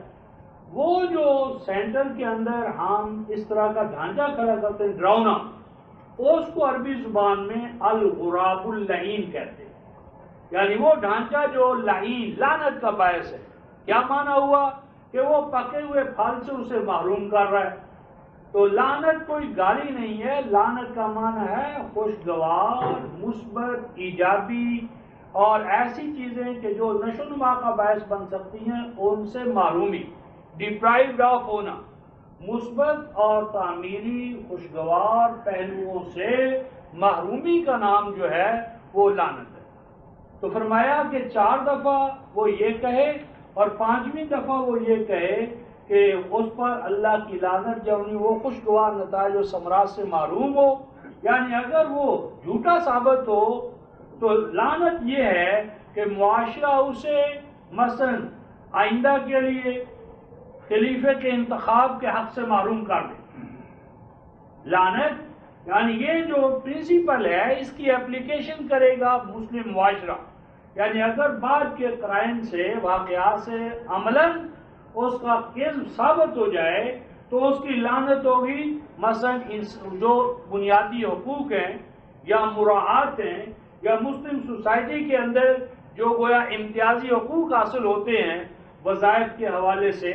یا پوزیشنوں کے حوالے سے یا مناصب کے حوالے سے، ان میں سے اس کو ڈیگریڈ کرنا یا پیچھے لانا یا اس میں کمی کر دینا یا اس امتیازی پوزیشن سے اس کو ڈی تھرون کر دینا، تو یہ اس کے حق میں لعنت ہوگی، بشرطے کہ آگے چل کر اس کا ایسا ثابت ہو جائے کہ واقعی وہ اس حوالے سے جھوٹا ہے. آگے فرمایا وَيَدْرَعُ عَنْهَا الْعَذَابَ أَن تَشْهَدَ 4 شَهَادَاتٍ بِاللَّهِ إِنَّهُ لَمِنَ الْكَاذِبِينَ. یعنی یہ ہے قرآن کا اسلوب بیان کہ وہ عورت کی یعنی ذات کو کسی بھی حوالے سے تذلیل کا، یعنی جتنا بوجھ ہے وہ مرد پر ڈال رہا ہے. یعنی کہا اور وہ عورت جس پر کہ یہ بلیم لگایا گیا ہے وہ دفع کرے، دور کرے، دفاع کرے، اپنے سے ہٹائے اس عذاب کو، سزا کو، بلیم کو جو اس پر لگایا جا رہا ہے. کس طرح؟ ان تشہدہ، یہ کہ وہ شہادت دے 4 شہادات باللہ، 4 دفعہ وہ اللہ تعالیٰ کو حاضر ناظر کہہ کر یہ گواہی دے ہر دفعہ انہو لمن الکاذبین، کہ یہ جھوٹا ہے، یہ جھوٹا ہے، یہ جھوٹا ہے، یہ جھوٹ ہے. والخامسہ، اور 5ویں دفعہ یوں کہے ان غضب اللہ علیہا ان کان من الصادقین، یعنی اگر وہ اپنی اس شہادت میں غلط ہے تو اس کے لیے اللہ کا غضب ہو، ان کان، اگر ہے وہ صادقین میں سے. اب اس کے بعد یہ الفاظ ہیں وَلَوْلَا فَضْلُ اللَّهِ عَلَيْكُمْ وَرَحْمَتُهُ وَأَنَّ اللَّهَ تَوَّابٌ حَكِيمٌ. اور اگر اللہ تبارک و تعالیٰ کا فضل، گریس اور اس کی رحمت تمہارے اوپر سایہ فکن نہ ہوتی اور تمہارے پاس یہ اقدار اور قوانین نہ ہوتے تو بہت ممکن تھا کہ تمہارا معاشرہ جو ہے وہ جلدی کولیپس ہو جاتا اور اس طرح تمہاری عمر جو ہے وہ کم سے کم ہو جاتی. اب یہاں پر یہ جو آیت نمبر 10 میں آیا ہے رفقائے محترم وَلَوْلَا فَضْلُ اللَّهِ عَلَيْكُمْ وَرَحْمَتُهُ وَأَنَّ اللَّهَ تَوَّابٌ حَكِيمٌ، یہ ہم دیکھیں گے 4 دفعہ اس صورت میں آئے گا یہ پیٹرن، اور اس پیٹرن کے 4 دفعہ آنے کی ایک حکمت ہے، اور وہ حکمت قرآن حکیم کے 4 مجموعوں کا حوامد اربع پر مشتمل ہونا ہے. اس وقت اس پہ بحث نہیں، کل میں بحث کروں گا کہ یہ 4 دفعہ یہ ترکیب کیوں آئی ہے. لیکن یہاں پر ایک سوال ہے، سوال یہ ہے کہ جب میاں بیوی کے مابین یہ عمل ہو جائے تو کیا اب آئندہ کے لیے وہ میاں بیوی رہ سکتے ہیں یا یہ عمل جو ہے ان کے جدا کر دیے جانے کا باعث ہوگا؟ تو اس ضمن میں جو ہمارے فقہاء ہیں، فقہاء اربع، انہوں نے تو اس عمل کو طلاق بائن کے طور پر لیا، یعنی اگر میاں بیوی کے مابین نوبت یہاں تک پہنچ جائے تو یہ قاضی کے سامنے جب یہ ہوگا تو اب قضا جو ہے وہ ان کے مابین تفریق کر دے گی، یعنی یہ عمل جو ہے ان کے مابین ان کو جدا جدا کر دینے کا باعث ہوگا. اور طلاق کو بھی انہوں نے طلاق بائن قرار دی ہے، اور کہ اگر وہ دوبارہ آپس میں جڑنا چاہیں تو وہ پھر انہوں نے وہ جو تیسری صورت ان کے نعوذ باللہ حلالے کی، اس کے سوا کوئی چیز جائز نہیں قرار دی، یہ غلط ہے۔ یعنی یہ تو اب اگر معاملے کی نوعیت یا شدت جہاں تک ہے تو یقینی بات ہے کہ ان کے مابین تفریق تو ہوگی، اس حد تک جو نوبت پہنچ چکی ہے تو آپس میں وہ رہیں گے کیسے؟ لیکن ہمارے جو جدید قرآن حکیم پہ کام کرنے والے ہیں، بالخصوص خواجہ احمد الدین، وہ کہتے ہیں کہ یہ جو آیت نمبر 10 میں وَلَوْلَا فَضْلُ اللَّهِ عَلَيْكُمْ وَرَحْمَتُهُ وَأَنَّ اللَّهَ تَوَّابٌ حَكِيمٌ جو آیا ہے، یہ اس بات کا غماز ہے کہ اگر ان کا یہ جدا کر دیا جانا ہے تو یہ جدا کر دیا جانا عارضی ہوگا، یعنی اگر یہ عمل ہو جائے اور ہو جانے کے بعد وہ کچھ وقت کے لیے جدا جدا کر دیے جائیں، الگ الگ کر دیے جائیں، لیکن بعد میں ان میں سے ہر ایک کو اپنی غلطی کا احساس ہو، اپنی غلطی کا وہ احساس کر لیں، اور غلطی کا احساس کرتے ہوئے وہ دوبارہ جڑنا چاہیں، تو خواجہ صاحب کا فہم یہ ہے کہ وَلَوْلَا فَضْلُ اللَّهِ عَلَيْكُمْ وَرَحْمَتُهُ وَأَنَّ اللَّهَ تَوَّابٌ حَكِيمٌ، اس سے وہ دو چیزیں کنسٹرو کرتے ہیں۔ ایک چیز تو یہ کہ یہ طلاق بائنہ نہیں ہے، یعنی فقہا نے جو اپنی طلاق کا اس سے حکم مستنبط کیا ہے وہ صحیح نہیں، یعنی اس کا یہ مطلب ہے کہ یہ تو صحیح ہے کہ تفریق تو ہو جائے گی، جدائی تو ہو جائے گی اگر معاملات کی شدت کی یہ حالت ہے جو اس زیر بحث آ رہی ہے، لیکن لولا فضل اللہ علیکم ورحمتہ کا وجود وَأَنَّ اللَّهَ تَوَّابٌ حَكِيمٌ کہ اللہ توبہ قبول کرنے والے اور حکمت والے ہیں، تو اس سے خواجہ صاحب یہ استدلال کرتے ہیں کہ ان کو آئندہ کے لیے چانس دیا جانا چاہیے، اگر وہ آپس میں ایک دوسرے کو بہتر طور پر یعنی جڑنا چاہیں اور اپنی سابقہ جو غلطی ہے اس کا وہ دوبارہ آ کر عدالت میں اعتراف کر لے، مرد آ کر اعتراف کر لے یا عورت آ کر اعتراف کر لے، اور وہ بجائے اس کے کہ کسی اور کے پاس جائے نکاح کرے یا عورت کسی کے ساتھ نکاح کرے، مرد کسی کے ساتھ کرے، تو اگر وہ سابقائی حوالے سے رجوع کرنا چاہیں، ملنا چاہیں، تو ان کے ملاپ میں رکاوٹ نہیں ڈالنی چاہیے۔ تو یہ فہم ہے خواجہ صاحب کا، اور مقدم ہمارے جو فقہا ہیں انہوں نے اسے طلاق بائنہ پر یعنی اس کا حمل کیا یا اسے اس پر انہوں نے اپلیکیشن اس کی ہے۔ تو جہاں تک ظاہرہ الفاظ کا تعلق ہے تو اس سے خواجہ صاحب کا موقف جو ہے وہ بہتر معلوم ہوتا ہے۔ تو بہرحال یہ قضا کے اوپر ہے کہ وہ اپنے حالات کے اندر دیکھے کہ ان حالات میں کون سی صورت بہتر ہے، اور اسی طرح اگر ان کا جڑ جانا بہتر ہو تو ان کے راستے میں رکاوٹ نہیں ڈالی جانی چاہیے۔ اس کے بعد آیت نمبر 11 ان الذین جاؤوا بالافک، یہ جو آیات رفقۂ محترم شروع یہاں سے ہو رہی ان کے بارے میں کہتے ہیں کہ یہ بنو مصطلق کا ایک غزوہ ہوا، اور اس غزوے میں نبی پاک صلی اللہ علیہ وسلم حضرت عائشہ کو اپنے ساتھ لے گئے جنگ میں، اور اس جنگ کے دوران نبی حضرت عائشہ کا ایک ہار جو تھا وہ گم ہو گیا، اور وہ گم ہوا اور وہ اس کو تلاش کے لیے دوبارہ جنگل کی طرف گئی، اور آپ کا جو ہودج اٹھانے والے تھے وہ ہودج انہوں نے اس کے اوپر لادا اونٹ کے، اور پورے کا پورا قافلہ جو ہے، جماعت جو ہے، لشکر جو ہے وہ وہاں سے چلا گیا۔ تو پیچھے سے ایک صحابی آ رہے تھے، حضرت عائشہ کو انہوں نے دیکھا تو عجیب ان کے لیے یہ صورتحال تھی، تو بہرحال وہ ان کو لے کر دوبارہ لشکر کے اندر آ کر شامل ہوئے۔ تو کہتے ہیں کہ یہاں سے حضرت عائشہ کے کریکٹر یا کردار پر انگشت نمائی ہوئی، تہمت لگائی گئی، اور اس تہمت کے نتیجے میں کہتے ہیں کہ یہ آیات نازل ہوئی۔ پہلی بات تو اس میں یہ ہے رفقائے محترم کہ یہ جہاں پر یہ بخاری میں یہاں آپ کو یہ واقعہ ملے گا، مثلا آپ اگر جو بخاری میں تفسیر کا باب ہے، تو تفسیر کے باب میں اگر آپ سورہ نور نکالیں گے تو اس میں تیسری جامع حدیث آپ کو یہ ملے گی۔ اس میں پہلا آغاز یہاں سے ہوتا ہے کہ نبی پاک صلی اللہ علیہ وسلم نے قرآن اندازی کی اپنی بیویوں میں، اور قرآن اندازی کے نتیجے میں کون؟ حضرت عائشہ کا نام نکلا۔ پہلی بات تو یہی زمانہ جاہلیت کی،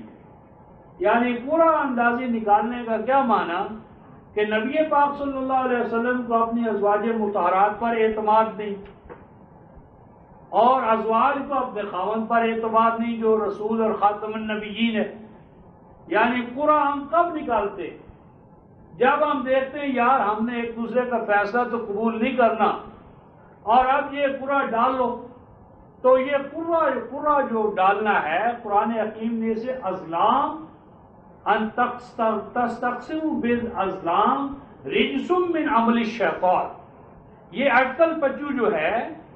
تیر تکا جو ہے، تیر چلانا جو ہے، قرآن ڈالنا جو ہے، قرآن حکیم اسے رجس من عمل الشیطان کہتا ہے۔ تو رجس من عمل الشیطان کا یعنی نقطۂ آغازی رسول کے گھر میں مانا جائے تو یہ بات بھی یعنی بڑی محل نظر ہے کہ رسول کے اندر یا رسول کے گھر میں قرآن اندازی مانی جائے، اور رسول کا ازواج پر اور ازواج کا اپنے رسول پر جو اعتماد ہے اس کو نقطۂ آغازی میں شیڈل کر دیا جائے۔ اس کے بعد دوسری بات یہ کہ اگر قائد جو ہے رفقا محترم امیر الجیش، اگر سالار جو ہے لشکر کا، اگر وہ ازواج کو ساتھ لے جائے کیونکہ اس کا کوئی جنسی تقاضا ہے، تو سوال یہ ہے کہ جو اس کے لشکری ہیں، اس کے جو سپاہی ہیں، کیا ان کے ساتھ بھی سیکس نہیں ہے؟ تو یہ گویا کہ عدم مساوات کا مظاہرہ ہے کہ اگر ایک قائد جو ہے وہ ایک برتر پوزیشن میں رہتا ہے ہر حال میں کہ وہ اپنے ساتھ رکھتا ہے اور دوسروں کو رکھنے کی اجازت نہیں ہے، ان کے لیے ایسا نہیں ہے، تو یہ بات بھی اس مساوات کے خلاف ہے کہ جس کے حوالے سے قرآن کہتا ہے وہ امرت ان اکون من المسلمین۔ اور تیسری بات یہ کہ کیا یعنی جنگ کے اندر ایک ہی عورت تھی،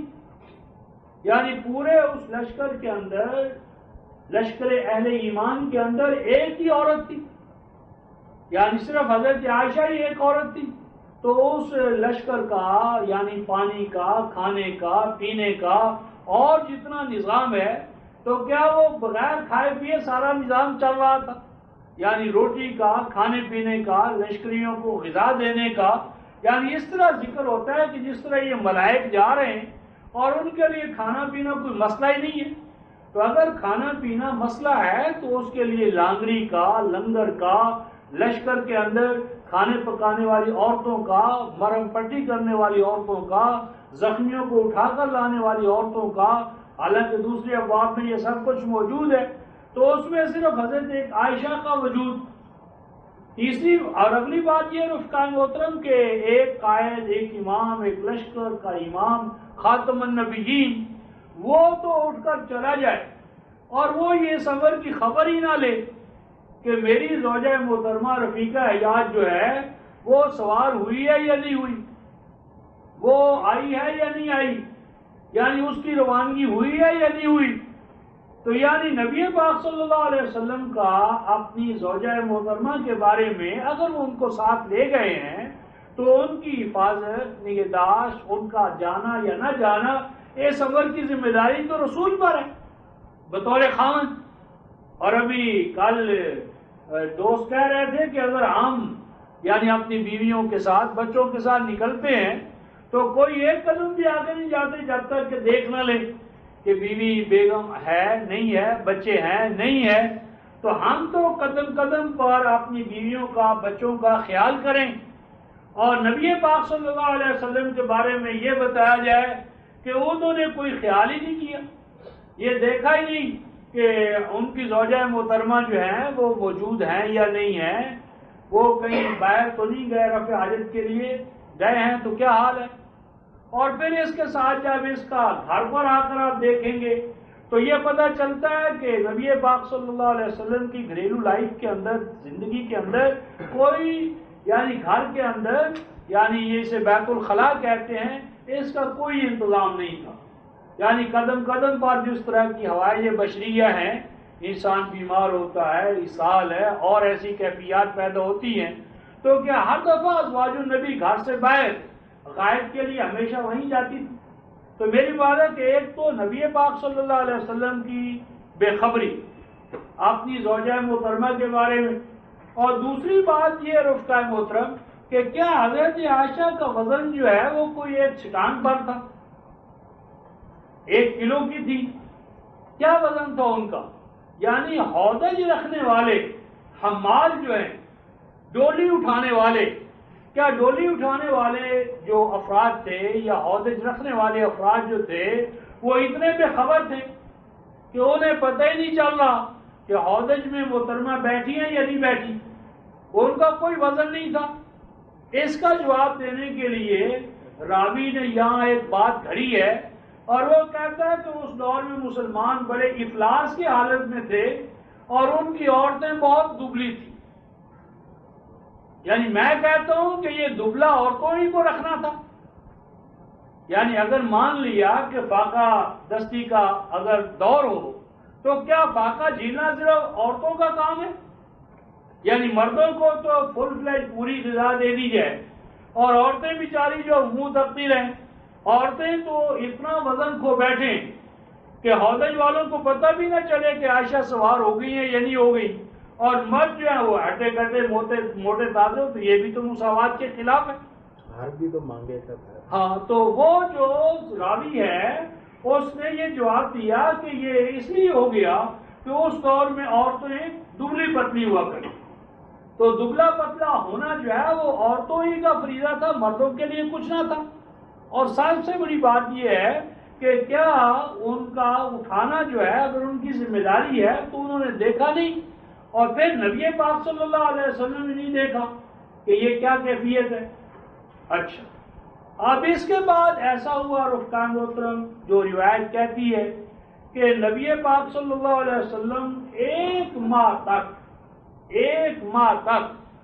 اس قضیے کو، فتنے کو ہوا دینے میں بدری صحابہ جو ہے وہ شریک ہو گئے. بدری صحابہ شریک ہو گئے. ان کو بہت اچھا موضوع مل گیا کہ رسول کی جو یعنی ازواج ہیں یا اس کا گھر جو ہے اس کو داغدار کیا جائے. حضرت مصطح، حضرت حمنہ یعنی صحابہ، حتیٰ کہ حضرت اسامہ اور حضرت علی رضی اللہ تعالیٰ عنہ کو بھی معاف نہیں کیا. حضرت علی سے نبی پاک صلی اللہ علیہ وسلم نے پوچھا تو کہتے آپ نے کہا کہ رسول آپ کے لیے بیویوں کی کون سی کمی ہے؟ اگر یہ ایسی ہے تو اسے چھوڑ دیں، کسی اور عورت سے نکاح کر لیں آپ. اور یہاں سے کہتے ہیں کہ حضرت علی اور حضرت عائشہ کے مابین ٹھن گئی، اور وہ کبھی بھی کہتے ہیں کہ وہ جو تھی نا اندر کی وہ کبھی گئی نہیں. تو یہ جو ایک تو یہ بات، دوسری بات کہ نبی پاک صلی اللہ علیہ وسلم نے خطبہ دیا اور خطبے میں یہ الفاظ فرمائے کہ یا معاشر المسلمین، اے گروہ مسلمان یا مسلمانوں کے گروہ، ما ارا، نہیں دیکھتا ہوں میں اپنی بیوی پر کوئی ایسی چیز کہ جس کی بنیاد پر اسے ملامت کروں. یعنی خامن کا محترم کہ ایک طرف تو حضرت عائشہ کی شادی 6 سال کی عمر میں،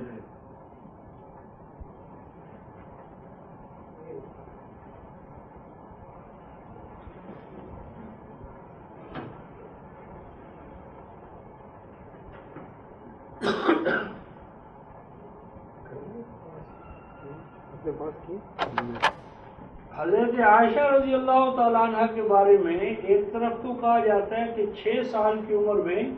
نکاح ہوا اور 9 سال کی عمر میں رخصتی. تو یہ ازواج مطہرات میں واحد زوجہ ہے. ابھی ہم اس پہ بحث نہیں کر رہے کہ یہ کتنی گپ ہے. یہ تو اس چیز سے ثابت ہوا کہ حضرت عائشہ کی تمام تر تربیت جو ہے وہ نبی پاک صلی اللہ علیہ وسلم کے ہاتھوں میں ہوئی. یعنی 6 سال یا 9 سال کی عمر میں ایک لڑکی آپ کے گھر آ جائے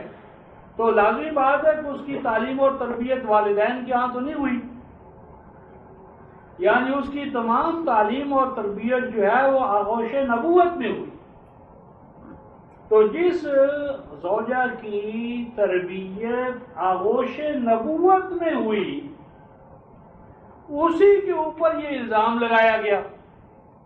جس کا نتیجہ یہ نکلا کہ نبی پاک صلی اللہ علیہ وسلم کی تربیت ناقص اور ناتمام تھی، یعنی نبی پاک صلی اللہ علیہ وسلم بطور مربی اور معلم کوئی کامیاب مربی اور معلم نہیں تھے کہ ایک بچی یا ایک عورت ان کی تعلیم اور تربیت میں کلیتاً آئی، یعنی باقی ازواج تو بعد کی عمر میں آئی، کوئی 25 سال کی عمر میں آئی، کوئی 30 سال، کوئی 40 سال، کوئی بیوہ ہو کر، یعنی ایک ہی عورت کہ جو اس کم عمری میں آئی بقول ان کے، اور اتنا زیادہ ٹائم اس کا نبی پاک صلی اللہ علیہ وسلم کے ساتھ گزرا، سب سے زیادہ اس کو آپ کی تعلیم تربیت اور اس کے مواقع حاصل ہوئے، اور اسی کے بارے میں یہ کردار کیا کردار رفقا محترم کہ ایک طرف تو پبلک میں یعنی مسجد نبوی میں اجتماع کیا، اور بعد تشہد، یہ الفاظ ہیں بخاری کے کہ نبی پاک صلی اللہ علیہ وسلم نے اللہ کی حمد و ثنا بیان کی اور آپ اللہ کی توحید کی شہادت دی، اور یہ شہادتین کے بعد ارشاد فرمایا کہ نہیں دیکھتا میں اپنی بیوی میں کوئی بات کہ جس پر میں اسے الزام دے سکوں۔ کیا معنی؟ کہ آپ اس کی پاک دامنی کے گواہ ہیں، پاک دامنی آپ مسلم بھی ہی ہے، لیکن جب یہاں اسٹیج سے ممبر سے پبلک میں یہ اعلان کرنے کے بعد گھر میں آتے ہیں تو آپ کو یہ الفاظ ملیں گے، یا عائشہ، اے عائشہ، ان ارتقبتے، اگر تو واقعی مرتکب ہو گئی ہے، فتوبی الی اللہ، تو اللہ کی طرف توبہ کر لے، رجوع کر لے، وہ غفور الرحیم ہے۔ نبی کا کردار کیا ہوا؟ یعنی پبلک کے اندر اپنے گھر والی کی پاک دامنی بیان کرے، اور جب پبلک سے ہٹ کر گھر والی کے پاس آئے تو اسے کہے کہ دیکھ اب بھی موقع ہے، اگر واقعی کوئی سوچ سے بربنا ہے، بشیت خطا ہو گئی ہے، غلطی ہو گئی ہے تو کوئی بات نہیں، تو گناہ سے توبہ کر لے، اللہ غفور رحیم ہے۔ میں سمجھتا ہوں کہ یہ کردار نبی کا تو کجا، کوئی عام سیاستدان بھی جو ہے وہ اپنی بیوی کے بارے میں اس حد تک عدم اعتماد کا مظاہرہ نہیں کرتا، یعنی ایک ایسی زوجہ کہ اول سے آخر تک اس کی گہوارہ تربیت میں رہی ہو اور پبلکلی اس کی پاک دامنی کی وہ شہادت ہے اللہ کو حاضر ناظر جان کر، اور حال اس کا یہ ہو کہ وہ گھر میں آ کر خلوت میں آ کر اپنی بیوی سے کہے کہ اگر تو نے ایسا ارتکاب کیا ہے تو کوئی بات نہیں، تو توبہ کر لے۔ اور پھر رفقا محترم ایک اور مسئلہ، یہ جو ہمارے دوست کہتے ہیں رسول کا تو ہر نطق ہی وہی ہوتا ہے، ما ینطق عن الہوی ان ہوا الا وحی یوحی، تو سوچنے والی بات ہے کہ کیا یہ ایک ماہ نبی پاک صلی اللہ علیہ وسلم اپنی زبان بند کر لی تھی؟ ایک ماہ تک آپ کلام نہیں کر رہے تھے؟ یہ جو ابھی بھی میں نے خطاب کا حوالہ دیا ہے، کیا یہ خطاب آپ کا نطق نہیں ہے؟ تو اگر آپ کا ہر نطق ہر منطوق رسالت وہی ہے رفقا محترم، تو اس بات کی یعنی زد کس پر پڑتی ہے کہ آپ کو وہی کی ضرورت ہی نہیں ہے۔ یعنی کسی شخص کا اگر ہر قول وہی ہے تو پھر اس کو وہی کی ضرورت کیا ہے؟ اور آبجیکٹیوٹی آف ریویلیشن جو ہے اس کا بیڑا غرق کرنے کا اس کے سوا کوئی عقیدہ نہیں کہ وہ ہر نطق اس کا وہی ہے۔ تو جب ہر نطق وہی ہے تو ایک ماہ انتظار کس کا کیا؟ ایک ماہ کے بعد کیا چیز نازل ہوئی کہ جس کے بارے میں کہتے ہیں کہ حضرت عائشہ کی برات ظاہر ہوئی، اور حضرت عائشہ رضی اللہ تعالی عنہ بقول بخاری کے رو رو کر یعنی ان کا بال، ان کے بال، ہر چیز، اور رسول کے بعد کیا ہوا کہ حضرت ابو بکر سے کہا کہ آپ تو میرے باپ ہیں، آپ میری پاک دامنی کی شہادت دے دیں، تو باپ نے بیٹی کی پاک دامنی کی شہادت دینے سے انکار کر دیا۔ ابو بکر نے کہا نہیں بیٹی، میں تو تیرے پاک دامن ہونے کی شہادت نہیں دے سکتا۔ ماں سے کہا، ماں نے کہا نہیں بیٹی، میرا یہ مقام نہیں ہے کہ میں تیری پاک دامنی کی شہادت دوں۔ اندازہ لگائیں کہ خانوادہ صدیق جو ہے، خلافت اول جو ہے، یعنی اپنی بیٹی ہے، رسول کی زوجہ ہے، اور سارا تعلیم و تربیت کا نظام ہے، اور اتنا نہیں بلکہ ماں نے کیا کہا کہ بیٹی بات یہ ہے کہ جس کی بہت سی سوکھنے ہوں اور ان میں سے ایک ہی خوبصورت ہو یعنی تو اگر وہ جلاپے میں آ کر یہ سب کچھ کر گزرے تو ہم ان کو کیسے روک سکتی ہیں؟ یعنی رسول کے گھر میں جلاپا اور ازواج کے مابین یہ نفرت، اور اس لیے کہ ایک خوبصورت ہے اور باقی ساریاں جو ہیں وہ خوبصورتی سے معروم ہے۔ اب اس پر آگے چلتا ہے راوی، کہتا ہے کہ حضرت علی نے یہ کہا کہ عورتوں کی تو کمی نہیں ہے، اور مزید برآں کہ آپ کی جو لونڈی بریرہ ہے اس سے ہم پوچھ لیتے ہیں کہ آپ کی زوجہ جو ہے وہ کیسی ہے۔ اس سے ثابت کیا کہ رسول کے گھر میں لونڈیاں تھی، بریرہ لونڈی تھی، تو یہ ثابت کرنا چاہتا ہے کہ رسول کا گھر تو لونڈیوں اور غلاموں ہی سے تھا۔ کہاں اسلام کا نظام آیا کہ رسول کے اپنے گھر کے اندر لونڈی ہے بریرہ؟ تو اس بریرہ سے پوچھا کہ اے بریرہ کیف وجدت عائشہ، کہ تیرا عائشہ کے بارے میں کیا خیال ہے؟ یہ بخاری کے الفاظ ہیں۔ بریرہ نے کہا کہ یا رسول اللہ، میں اس کے سوا تو کوئی چیز نہیں دیکھتی کہ جب یہ آٹا گوندتی ہے تو آٹا گوندنے کے بعد اس کو چھوڑ دیتی ہے، فلا تغطیہا، عجین آٹا جو ہوتا ہے اس کو چھوڑ دیتی ہے کھلا، کہ اس کے اوپر کوئی چیز ایسی ڈھانکتی نہیں ہے اس آٹے کو، اور اس کو آ کر بکریاں کھا جاتی ہیں۔ یعنی یہ خانوادہ نبوت کا، یعنی تہذیب اور تمدن کا یہ حال ہے کہ نبی کی جو بیوی ہے وہ آٹا گوندتی ہے، اور آٹا گوندنے، اور یہ بریرہ گواہی دے رہی ہے۔ بریرہ کیا گواہی دیتی ہے کہ اس کے سوا تو کوئی عیب نہیں اس میں نے پایا کہ یہ جب آٹا گوندتی ہے تو آٹا ڈھانپتی نہیں ہے، اور بکریاں جو ہیں وہ آ کر اس کو کھا جاتی ہیں۔ میں کہتا ہوں رفتہ محترم، بکری کھا جاتی ہے تو بلی آ کر اس میں کیوں منہ نہیں مار سکتی؟ یعنی اگر یہ امکان ہے کہ آٹا کھلا رکھا گیا ہے تو کوئی بھی جانور آ کر اس میں وہ مار سکتے، وہ بکری آئے، بلا آئے، بلی آئے، کوئی بھی جانور آئے، اور وہ جو بکری کا کھایا ہوا یا کسی بھی، تو وہ آٹا کیا ضائع کر دے گا یا رسول کو کھلا دیا جائے گا؟ یعنی حضرت بریرہ کی گواہی لائے، اور گواہی کیا لائے کہ سیدہ عائشہ کا نعوذ باللہ من ذالک جو ان کا گھر گرہستی کا نظام ہے، سارے کا سارا بیڑا غرق کر دیا کہ جس بندی میں یہ بھی تہذیب نہیں تھی، اس لائق بھی نہ تھی کہ آٹے کو ڈھانپ ہی لے۔ تو یہ خانوادہ نبوت، خاندان نبوت جو ہے یا نبوت والا گھر جو ہے، اس کا یہ چال چلن ہے کہ آٹا گوندتی ہے، اور آٹا گوندنے کے بعد اس کے اوپر کپڑا پتہ نہیں ہو سکتا ہے، نعوذ باللہ من ذالک، غربت کی وجہ سے کپڑا ہوتا ہی نہ ہو، جس طرح دیا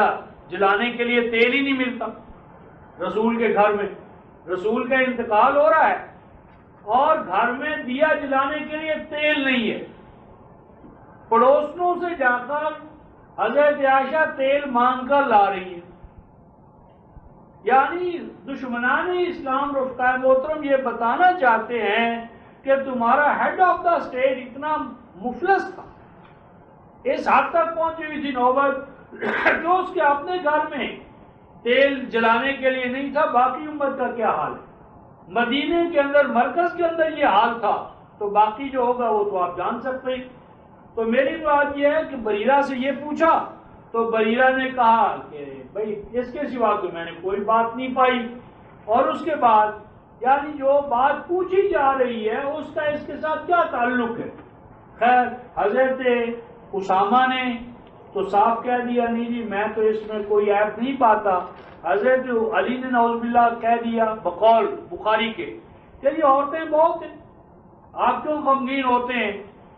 ہاں جی، تو آپ کسی اور عورت سے نکاح کر لیں۔ اور اس کے بعد حضرت عائشہ چلی گئیں باپ کے گھر میں، تو ایک دن آگے لکھتا ہے کہ ذات یوم کہ نبی پاک صلی اللہ علیہ وسلم آئے اور ابو بکر کی بیوی نے استقبال کیا، اور اس نے یہ کہا کہ تو دیکھ، عائشہ سے کہا تو دیکھ رسول آ رہے ہیں، فقومی لإکرامہ کہ کم از کم تو آگے بڑھ کر اپنے خاوند کا استقبال کر۔ تو اس پر اس نے کہا کہ میں اس کا استقبال کیوں کروں؟ اس نے جو کچھ کیا ہے میرے ساتھ اور جو کر رہا ہے وہ تمہیں معلوم نہیں؟ یعنی گویا کہ نوبت جہاں پہنچی ہوئی تھی کہ ماں کہتی ہے اکرام کرو، تمہارا خاوند ہے،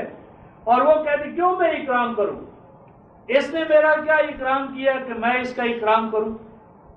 یہ میں رفقائے محترم یعنی بیان نہیں کرنا چاہتا تھا، لیکن کل دوستوں کے ساتھ اس مسئلے پر کافی تفصیلی گفتگو ہوئی، تو کہنا میں نے یہ ہے کہ یہ چیزیں ہیں جو قرآن کی تفسیر ہے۔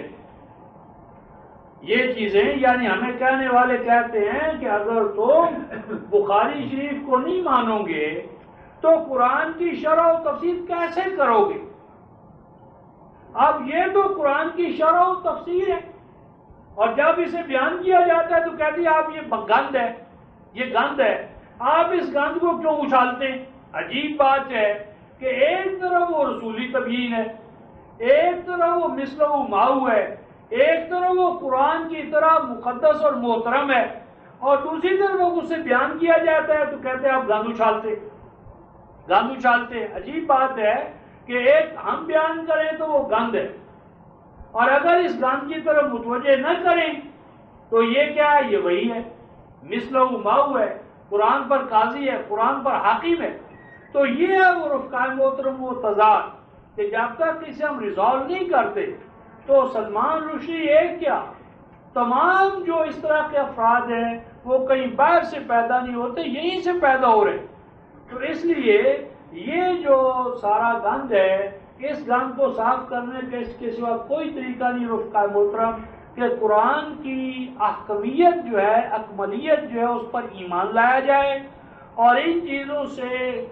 غض نظر کرتے ہوئے، غض بصر کرتے ہوئے قرآن کو دیکھا جائے۔ مثلا کل انشاءاللہ العزیز ہم دیکھیں گے کہ یہ جو آیت نمبر 11 ہے،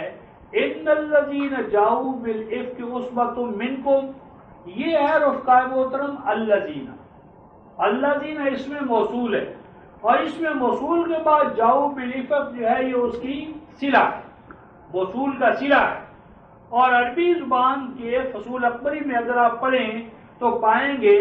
کہ اس میں موصول کے بعد ماضی جب آتی ہے تو وہ دوام اور استمرار کا فائدہ دیتی ہے، یعنی اس میں موصول کے بعد کی ماضی نہیں ہوتی، وہ دوام اور استمرار کا فائدہ دیتی ہے۔ تو انشاءاللہ العزیز کل یہیں سے ہم آیت نمبر 11 سے اس کو دیکھیں گے، اور یہ دیکھیں گے کہ کیا یہ واقعہ ماضی کا کوئی ہے یا آئندہ کے لیے ہمیں یہ اقدار دی جا رہی ہے تاکہ معاشرہ ان برائیوں سے تعبد محفوظ رہے۔ تو آخر دعوانا ان الحمدللہ رب العالمین۔